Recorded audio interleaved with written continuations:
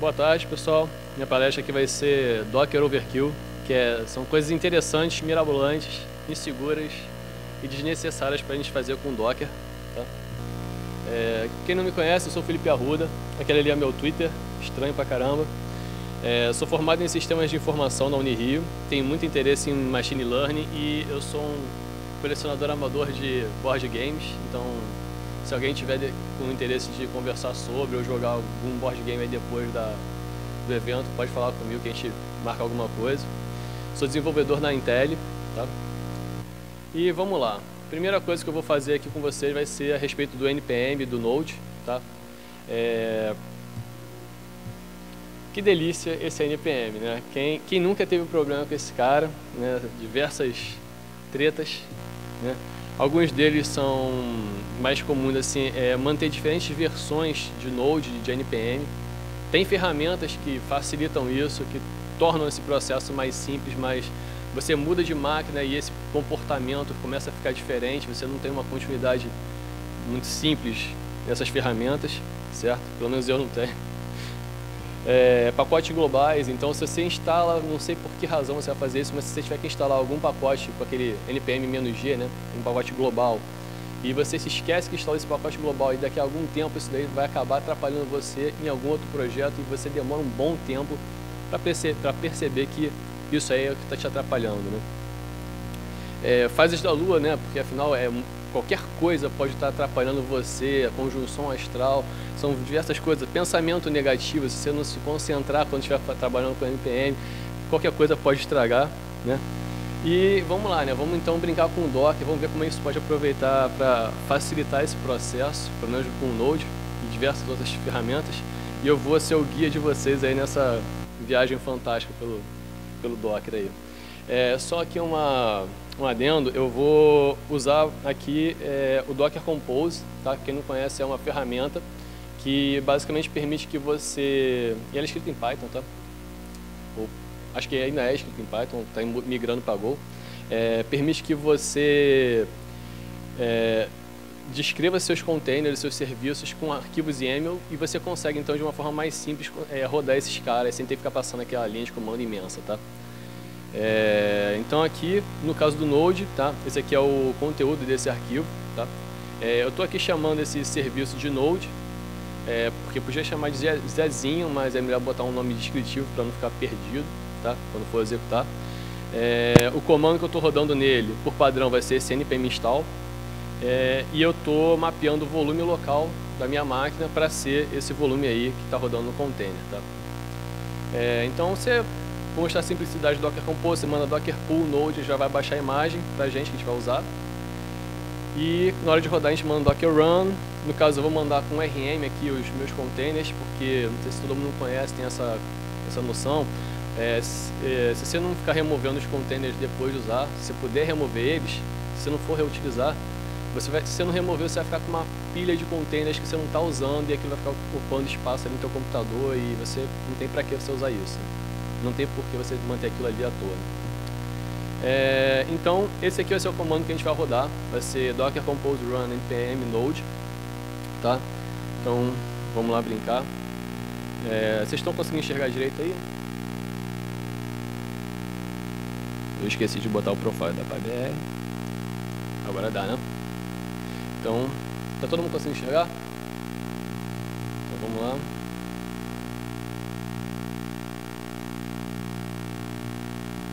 Esse aqui é um exemplozinho que eu vou rodar, certo? Então, tá indo. Beleza. Quando eu rodei esse cara, ele rodou aquele comando básico do npm install e ele fez isso separado num container. Então, nada na minha máquina, mesmo que eu tenha instalado algum pacote global, a fase da Lua não esteja muito legal, ele vai rodar como deveria rodar, entendeu? Porque está separado, está modularizado naquele container que vai rodar exatamente aquilo que eu quero. Ele só não instalou tudo de novo aqui agora, vocês podem ver que ele não instalou tudo, porque eu já tinha rodado esse comando antes, porque a internet já estava bem intermitente, tá? Mas se a gente for ver aqui, já tem, não sei se está todo mundo enxergando aí, está bem pequeno, mas já tem aqui o Node Modules e por isso que ele não instalou, tá? Mas já tinha instalado antes. E ele fez isso com base no meu package JSON que eu tinha aqui, tá? aqui eu só botei algumas coisas aqui porque se não tivesse internet, eu não tivesse como mostrar, eu deixei esses slides. Mas como eu consegui mostrar ele, eu vou pular eles, tá?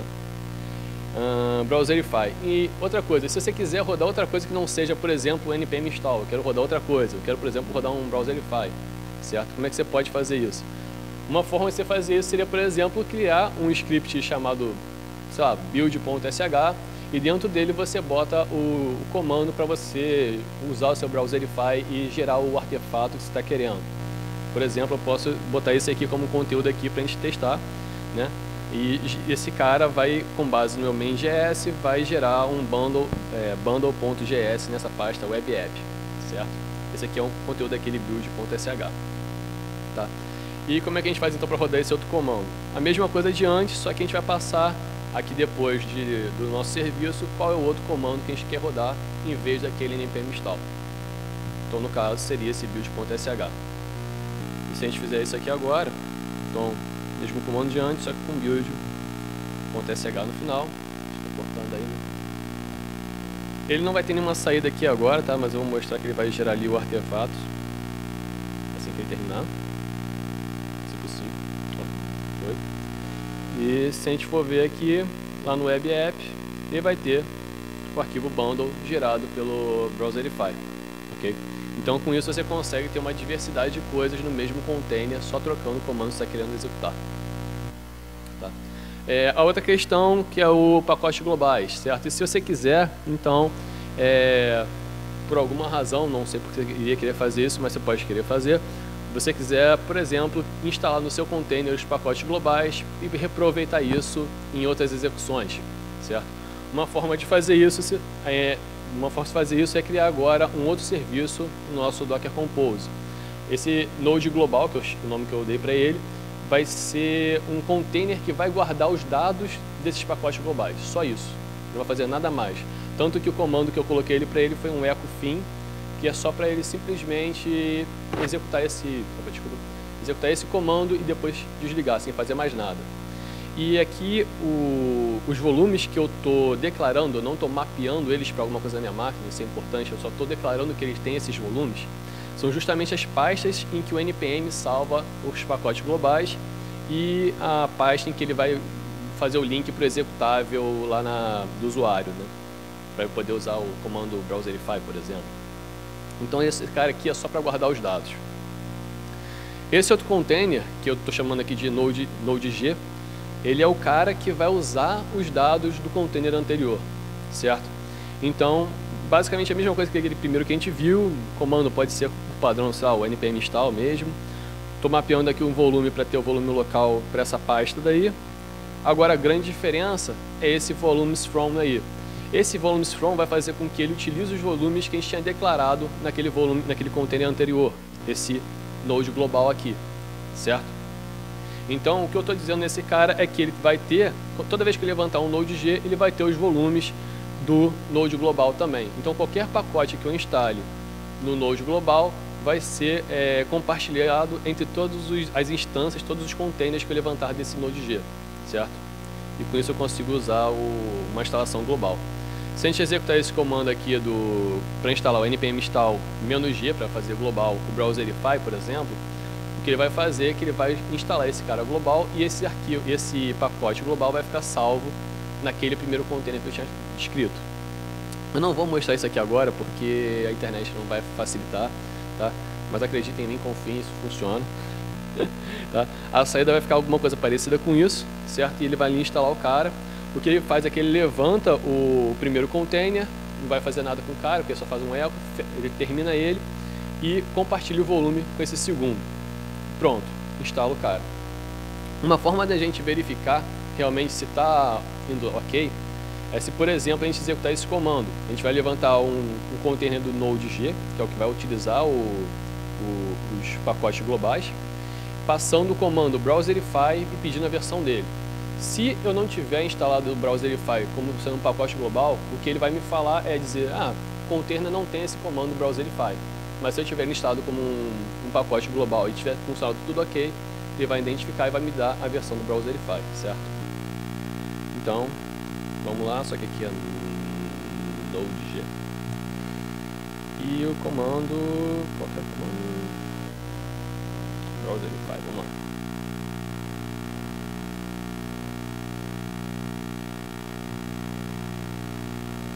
Então, vamos executar esse cara. Ele levantou o Node global, como eu tinha falado. E ó, tranquilinho, disse lá que a versão do Browserify era justamente essa.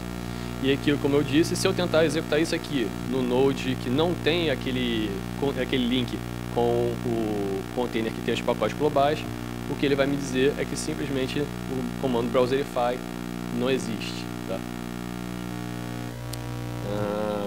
Isso aqui.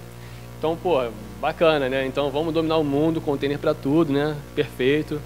Vamos dominar o mundo. Mas aí tem alguns problemas em você utilizar os containers, principalmente nesse caso aqui, e em aplicações semelhantes a essa, certo? Primeiro deles, né, e assim, quando eu digo problemas, né, é porque tem formas de contornar esses problemas e só tem que estar ciente de que eles existem para você poder contorná-los, né? Primeira coisa é que você vai ter uma quantidade de volumes, né, quando de volumes, estou falando de volumes do Docker, desse Node global por projeto. E isso pode sair fora de controle. Se você não prestar muita atenção, você pode acabar tendo um espaço do seu HD consumido rapidamente, tá? Porque você vai ter um Node global, um cara para guardar todos os pacotes globais para cada projeto, tá? Isso pode ser um pouco inviável. Uma forma de você contornar esse problema é, se você não tiver mais usando um projeto, remove o container, quando for voltar a trabalhar nele, cria de novo e instala de novo os pacotes globais. Tá? É só para você ter isso em mente. Um outro problema que é um pouco mais delicado é a questão da permissão dos artefatos gerados, certo? Porque nesse caso, se eu for tentar, por exemplo, aqui, esse bundle.js, que foi o arquivo que foi gerado pelo Browserify, certo? Se a gente lembrar bem, o Docker ele executa como usuário root. Então as permissões desse arquivo aqui, desse artefato gerado pelo meu Node, daquele container, vai estar pelo usuário root também. Então se eu quiser, sabe, alterar uma coisa aqui, não vou conseguir, porque eu não tenho permissão, teria que estar editando como root. Isso é muito inviável de se fazer como desenvolvimento. Você não vai querer ter que mudar a permissão do arquivo, fazer tudo como root para você trabalhar na edição de algum arquivo, por exemplo, certo? Mas não é o fim do mundo. Você tem formas de driblar esse problema, tá? Um deles em vez de a gente executar esse comando como estava anteriormente, a gente coloca essa flag traço, tá? São dois traços ali, user, tá? E não sei se vocês estão muito familiarizados com o Shell. Basicamente aqui a ideia são dois comandos, o primeiro que é o de rodar o container e esse aqui de dentro, tá? Ele vai retornar o ID do usuário da sua máquina host. Então, com isso aqui, a gente vai passar o ID do seu usuário da sua máquina host, certo? Para o container usar esse mesmo ID na hora de executar os comandos. Então, o que ele for gerar pelo container vai ficar como sendo do mesmo usuário da sua máquina, certo? E aí pronto, bacana, né? Not bad. A gente vai conseguir então contornar esse problema com essa simples solução daí. Se a gente for testar isso aqui agora,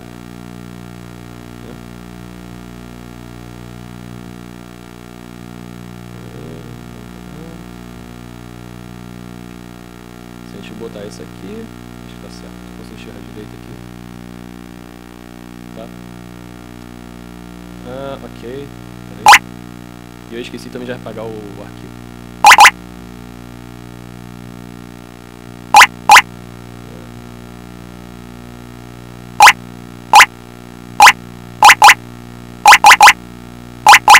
Já apagou aqui, beleza.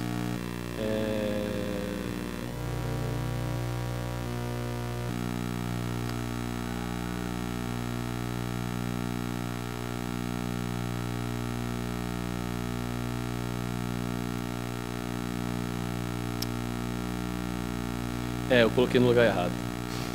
Ele está tentando executar o comando user. Tá passando para ele.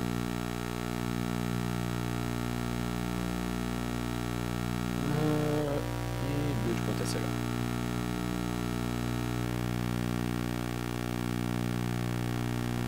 Beleza. Não era para isso acontecer. Deixa eu ver aqui. Eu não apaguei o bundle.js. Desculpa aí, pessoal. Live code não sei como é que é, né? fase da Lua. Exatamente. Não, e aquela mensagem de erro dele foi perfeita, né? Vocês ali viram perfeitamente que o problema que estava acontecendo era porque eu não tinha permissão, né? Só que não. Beleza, agora ele vai realmente criar um novo arquivo, tá? Ok. Rodou ali, e se eu for agora tentar alterar esse arquivo, ele vai deixar. Por quê? Porque o arquivo criado está no meu usuário. É claro que o grupo do arquivo ainda não está certo, mas você tem como passar também essa variável do grupo, eu que acabei esquecendo de passar. Mas só sendo do mesmo usuário, você já consegue fazer alteração naquele arquivo e remoção dele também, certo? Aqui é o que ficaria. Outra coisa que também é muito bacana, por exemplo, é o Firefox. Você consegue rodar um container, você consegue rodar o Firefox num container, cara, isso é muito maneiro. Para que você vai fazer isso, você pode fazer, por exemplo, para ter uma navegação, pode dizer assim, mais segura, né? Você não precisa apagar o cache, histórico, etc, né? Mas é importante você lembrar que o Docker está rodando como usuário root, tá? Então, se eu for executar um Firefox como usuário root e compartilhar algum volume da sua máquina com esse mesmo container, você tem em mente o que você está compartilhando para esse cara. Porque se você entrar em algum site, instalar algum plugin algum add-on no teu Firefox, e você não confia, e sei lá, se o cara está fazendo uma coisa maliciosa, ele vai estar com acesso root no teu computador ali, na pasta que você compartilhou com o teu container, tá? Sempre tenha em mente isso. O Docker roda como root, tá? Aí que nesse cara eu estou declarando aqui um novo serviço usando o host o X do host, tá? O X é o que gera o display. E no caso aqui eu estou usando um Dockerfile para fazer esse container que eu mesmo criei, mas ele só instala o Firefox mesmo, não tem nada demais, tá? Estou passando por esse container variável display do meu host, para ele poder se conectar direitinho lá no X. E eu estou compartilhando esses volumes aqui para ele poder usar o X da minha máquina, certo? Só que um detalhe que, dependendo da sua distro, essa variável de ambiente pode mudar, tá? Em alguns lugares, em algumas sistemas operacionais, você pode botar um path específico para você acessar o seu X Authority, tá? Daí a gente vai rodar esse cara de forma bem simples, só mandar com o Firefox ali agora.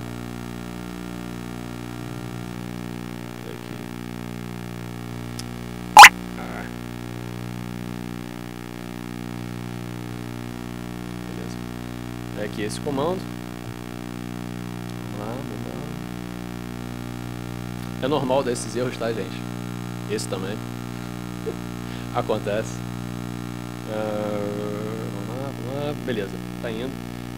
Eu não vou tentar acessar a internet aqui, até para não usar a internet do Pedro, coitado, que está me emprestando aqui, mas você consegue navegar tranquilo aqui, usar o Firefox sem problema. Se eu entrasse aqui no YouTube e botasse para tocar um vídeo, ele iria tocar, tá? Mas ele não ia ter áudio, tá? E como você pode ver, fechando aqui a janela, fechou o container, estava rodando lá mesmo, tá? Então, como eu estava falando, se eu tentasse acessar ali e tentasse rodar alguma coisa com áudio, isso não iria dar certo. E uma forma que eu fiz de juntar o browser e você poder ver alguma coisa com áudio foi usando justamente o Chrome com o Pulse Áudio, certo? E aí vem aquela coisa, né? Áudio em container, né? Surpresinha um pouco desagradável e complicada, certo? Uma coisa que não é tão simples assim, certo? Você pode ter sorte de conseguir assim de primeira, mas se você não conseguir de primeira, você pode ter um pouco de problema, certo? Porque são muitas variáveis, você tem que ter um conhecimento bem específico de como, por exemplo, o Pulse Áudio faz para ser configurado. E se você não tiver um conhecimento bom disso, você pode acabar estragando o seu brinquedinho, que é a sua máquina. Eu, por exemplo, tentando fazer isso, daí eu tive que reiniciar minha máquina assim, mais 6, 7 vezes, porque tinha travado, perdia o som, travava e coisas do tipo. Então, o que eu fiz foi simplesmente desistir dessa abordagem e partir para uma abordagem um pouco menos divertida, mas que funcionava. Que foi que está nesse GitHub daí, está bem descrito qual passo a passo você tem que seguir. Não vou passar por isso aqui agora, tá? Eu só vou mostrar como funciona. A ideia é você usar o SSH com o forge do X e você faz um forge do Pulse Audio também, da sua máquina host, tá? E você tem que, na sua máquina host, liberar para que ele aceite conexões pela rede. Tá? E aí você monta lá o container que vai ter o Chrome lá rodando com o Pulse Audio e compartilha as portas. E eu estou compartilhando uma pasta local para dentro do container também, eu vou mostrar por quê, certo? Na hora de executar, você simplesmente faz um SSH e executa o comando que você está querendo. E para facilitar, você bota essa configuraçãozinha aí do seu SSH config, em que você diz onde você vai se conectar, na porta, e o forward do X, de onde você está rodando o seu Pulse Audio da sua máquina, tá? Vou levantar aqui o container, tá? E agora eu vou fazer o SSH, certo? Exatamente aquele mesmo comando que estava lá. Beleza? Abriu aqui. Esse outro Chrome aqui é o Chrome que está rodando lá no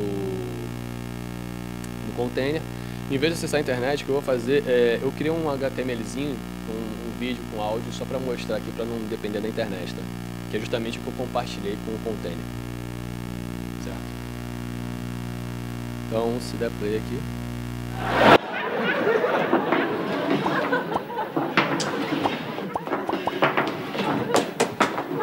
Thompson's boat, it's Porker, eh? Swine. This man is Ernest Scribbler, writer of jokes. In a few moments, he will have written the funniest joke in the world. And, as a consequence, he will die laughing. Beleza.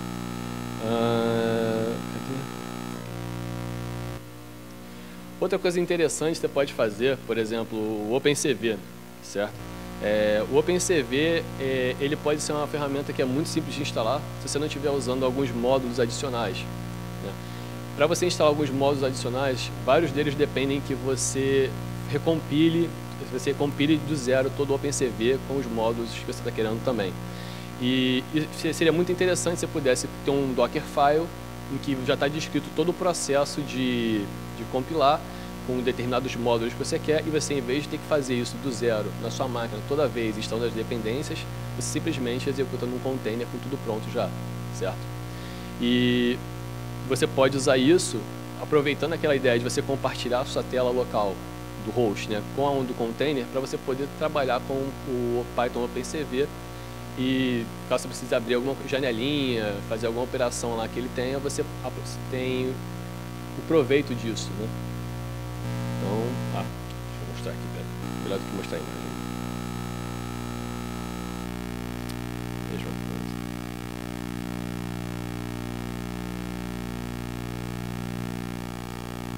Se eu executar... vou mostrar o que esse código aqui vai fazer, é mais fácil. Esse aqui foi um código que eu peguei da Nanda, né? Eu roubei lá do GitHub dela. Basicamente, aqui o que ele vai fazer é pegar uma imagem, certo? Que eu vou passar para ele. Ele vai exibir a imagem original e ele vai rotacionar ela no 75 degrees, beleza? 75 graus, tá? Coisa bem simples, tá? Só para mostrar um exemplo aqui, muito interessante também. Então aqui você vai ver que ele vai abrir aqui a imagem original, que é essa, e a imagem ali do rotacionado, certo? Que o OpenCV gerou. Tá? Então, com isso você tem uma gama de coisas que você pode fazer usando essa mesma ideia, beleza? Outra coisa que eu ia mostrar aqui para vocês é, se você tem algum computador Windows, está querendo fazer alguma coisa que não acha que é fácil de mostrar, por exemplo, um Docker rodando, eu fui fazer um semináriozinho simples com o pessoal para mostrar o Docker, e eles só tinham Windows na máquina e eles não tinham condição não tinham permissão de ficar instalando coisa lá no Windows, era complicado. Eu fiz, quer saber? Vou botar o Docker no USB Live Disk, a gente boota pelo Live Disk e roda por lá mesmo. Então, foi tranquilo, tá? E isso, assim, é uma coisa muito interessante, né? Porque, pô, cara, você pode só plugar ali, botar, usar o Docker e se divertir. E dá pra fazer bastante coisa mesmo, tá? Tipo, nesse workshopzinho que eu fiz aí, foi mostrando uma aplicação Flask com Postgres e foi um WordPress também, para eles verem como é que funcionava. Então, tipo, tem uma série de coisas que você consegue fazer sem problemas nenhum, tá? Mas assim, não é todo Live Disk que você vai ter essa facilidade. O que eu consegui fazer funcionar depois de várias tentativas foi com esse daí, tá? Que é o do Gnome, e faz diferença qual a minor version que você está usando, tá? Eu tentei antes com a versão ligeiramente anterior e não dava certo por causa de uma série de coisas, tá? Mas eu já estou dando aqui a dica, se vocês quiserem fazer, esse aqui é um que funciona. Você pode achar outros que funcionam também, mas você vai ter que testar, tá? E o que você basicamente vai ter que fazer, além de provavelmente colocar ele como um Live Disk persistente, para você não ter que ficar instalando toda hora o Docker, a cada vez que você for botar por ele, você pode também fazer isso, mas pode ser meio chato, né? O que você pode fazer, além de botar ele como persistente, é simplesmente alterar na Groovy essa informação de botar o cgroup enable igual a memory, porque senão ele não vai conseguir rodar o Docker nesse Live Disk, beleza? Aqui é só um exemplo de como ficaria então se você tivesse uma Groovy lá do Gnome, tá? E com persistence e esse cgroup enable igual a memory, ok?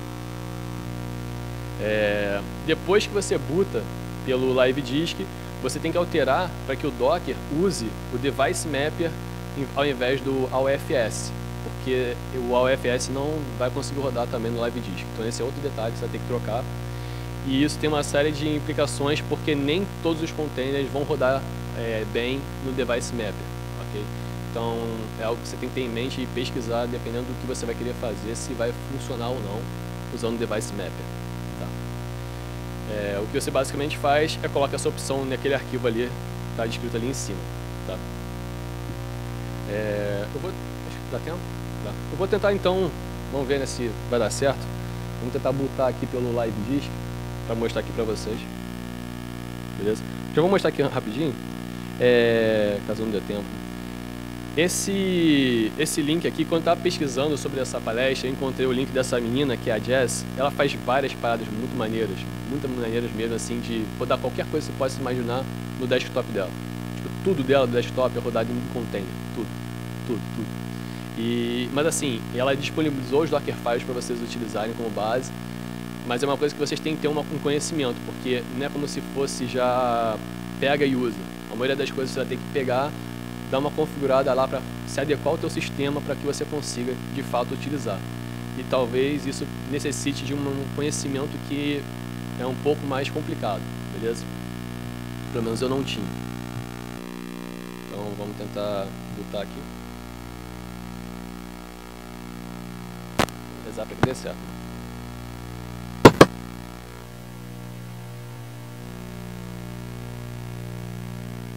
Vamos lá. Fica aquele silêncio constrangedor, todo mundo esperando o computador reiniciar. Ainda não reiniciou, galera. Será que aparece ali?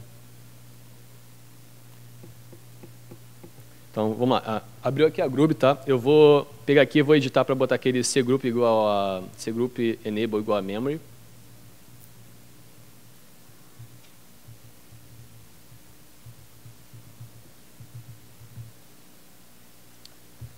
Beleza, está botando aqui agora.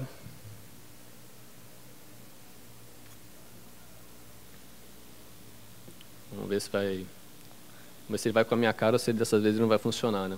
Enquanto estava preparando essa palestra, ele decidiu não funcionar durante 3 vezes, e outras 2 funcionaram, então... Eu andei bagunçando um pouquinho esse pendrive, né? Então, vamos lá.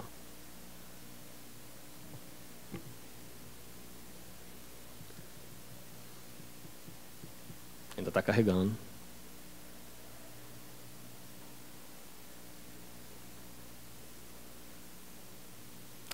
Eu acho que não vai. Que beleza. Vamos tentar só mais uma vez, aí tem quanto tempo? Galera, eu acho melhor parar porque já acabou ali o tempo, então eu vou encerrar por agora. Eu vou deixar vocês fazerem as perguntas, enquanto eu vou tentando deixar aqui botar só para mostrar para vocês. Obrigado, Felipe. Quem tem perguntas?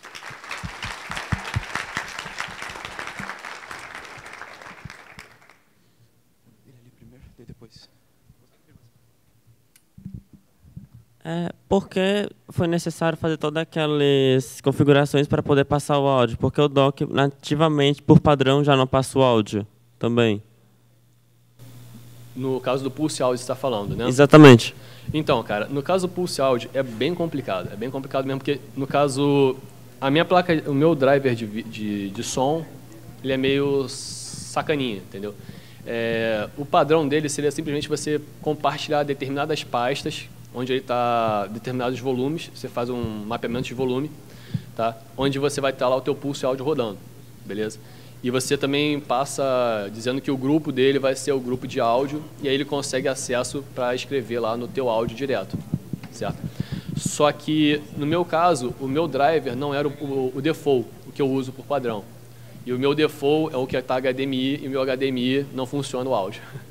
Então, se você não tem como eu falei, se você não tem um negócio que é muito simples, que é o padrão, se tiver qualquer coisa diferente, você tem que mexer diretamente na configuração do seu Pulse Audio local, para que ele consiga pegar esses dados do que está recebendo do container pelo seu Pulse Audio. Então, o que eu usei foi justamente aquele outro projeto que eu peguei lá, que ele faz um forward pela TCP. Você está basicamente rodando o teu Pulse Audio, normalmente o Ubuntu já vem com ele instalado, certo? Você está rodando ele e aceitando conexões TCP para uma determinada porta, certo? E aí você mapeia essa sua porta TCP para dentro do container. Com isso, o teu container pela TCP, ele faz um forward durante a XSH e consegue então acessar o seu Pulse Audio local e escrever direto nele. O que não é realmente uma coisa tão legal como simplesmente compartilhar volume e deixar ele escrever direto, mas que funciona, entendeu?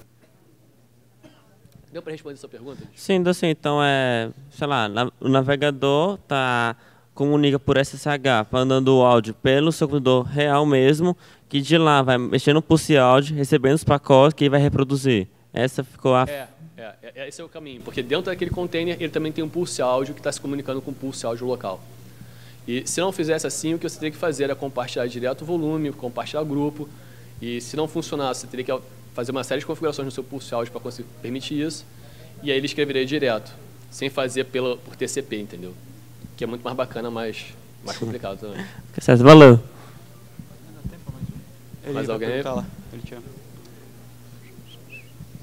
uma licença. Galera, ele não vai botar mesmo. Meu pendrive tá de chatice comigo aqui. Alô. Eu estava com uma dúvida. Deu para perceber que você é meio um Docker junkie, né? E eu não sei se é possível, né? Você saberia dizer se dá para instalar alguma coisa com OpenGL e se faz sentido como um método de deploy, um jeito de tornar mais fácil de oferecer sua aplicação, falar só baixa o Docker e executa, ou se esses hacks que você fez, se eles são mais trabalhosos do que instalar na máquina e não cumpriria isso, é só porque você consegue fazer. Então, cara, o Docker, acho que ele é um hype do momento. O pessoal do trabalho, eu sou um Docker junkie, o pessoal do trabalho, o pessoal aí me conhece, fala que se falar Docker 3 vezes eu apareço. É porque eles não sabem que eu botei uma notificação no Slack para quando alguém fala Docker eu apareço. Eu recebo a notificação. É porque provavelmente quando eles falam assim, eles têm alguma dúvida que talvez eu possa ajudar, entendeu? Mas aí fica engraçado. Só que assim, você tem que saber quando usar e quando não usar. Inclusive uma menina do PyLady estava me perguntando se compensava usar o Docker em vez de uma VirtualEnv, uma VirtualBox, para poder explicar Rails. E eu falei, acho que se você já tem um negócio que está funcionando, tá de boa lá no VirtualEnv, e você não está querendo ensinar a pessoa a usar o Docker, uma nova tecnologia, não tem para que usar. E aquilo que você falou, esses hacks, na maioria das vezes, não vai compensar o problema que você vai ter, a dor de cabeça para fazer funcionar ele em determinados sistemas operacionais, certo? Do que simplesmente fazer um negócio que instala direto. Porque se for uma coisa muito complexa, como, por exemplo, usar o Pulse Audio ali, ou até o negócio de compartilhar a tela, exige que o cara tenha um X instalado local. Se ele não estiver utilizando o X, vai ter que fazer alguma outra alternativa. entendeu? Então você sempre acaba tendo que fazer um hack mais ou menos específico para determinados sistemas operacionais e coisas parecidas. E o que eu diria que na maioria das vezes não compensa. Mas você falou do OpenGL, aquela menina que eu comentei, a Jess, depois até quem quiser eu vou compartilhar a palestra para vocês pegarem o link. Ela bota para rodar o Steam com os jogos pelo container, cara. E usando a NVIDIA, a placa de vídeo NVIDIA. Então, tipo assim, ela faz coisas absurdas e você tem como fazer. Mas o nível de complexidade de você conseguir configurar isso para sua máquina, ou então mudou de máquina, mudou a arquitetura da máquina, mudou o sistema de operação, vai ter que configurar tudo de novo, você tem que saber bem aquilo ali para você conseguir fazer direito e não estragar o brinquedinho. Entendeu? Obrigado, Felipe, mais uma vez. Parabéns pela palestra. Mais uma salva de palmas para ele aí.